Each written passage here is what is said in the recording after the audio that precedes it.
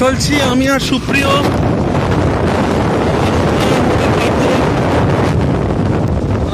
পুজোতে আসতে পারিনি আমরা, ডিউটি এই কোভিড-19 সিচুয়েশনে হসপিটালে দায়িত্ব থাকাকালীন আসা যায়নি, তাই পুজোর পরে আমরা বাড়ি এসেছি। তো বাড়ি ফিরেই আমাদের বাড়ির সামনে রূপনারায়ণ নদী তীরবর্তী এলাকা ধরে রাস্তা ধরে আমরা চলেছি দুই বন্ধু, সাথে রয়েছে আমাদের ভ্রমণ সঙ্গী স্কুটি, সাথে নিয়ে চলেছি আমরা।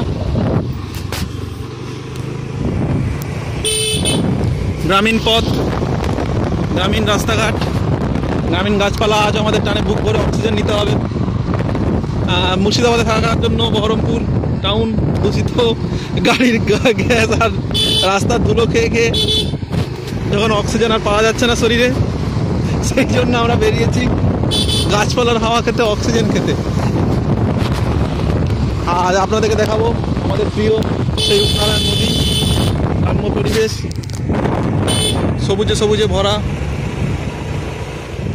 হ্যালো বন্ধুরা, আমি আর সুপ্রিয় চলেছি তমলুক শহরের উপর দিয়ে, তাম্রলিপ্ত শহর এটি, তমলুক স্টিমার ঘাট। ইতিহাসে যা তাম্রলিপ্ত বন্দর নামে পরিচিত।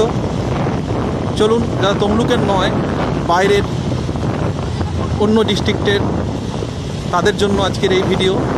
তারা দেখতে পাবেন পুরনো তাম্রলিপ্ত বন্দর, যা বর্তমানে তমলুক স্টিমার ঘাট নামে পরিচিত।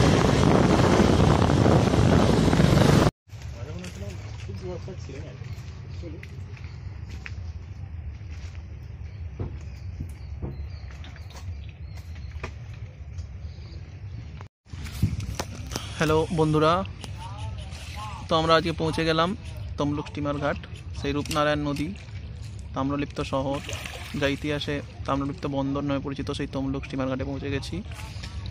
রূপনারায়ণ নদী আমাদের কলাঘাটেও রয়েছে, কিন্তু দুজনে ঠিক করলাম বাইক নিয়ে নদীর পাড় ধরে আস্তে আস্তে আস্তে চলে এলাম তমলুকে একসঙ্গে তাম্রলিপ্ত বন্দর, তমলুক স্টিমার ঘাট এবং প্লাস রূপনারায়ণ নদী, দুটোই দেখা হয়ে গেল।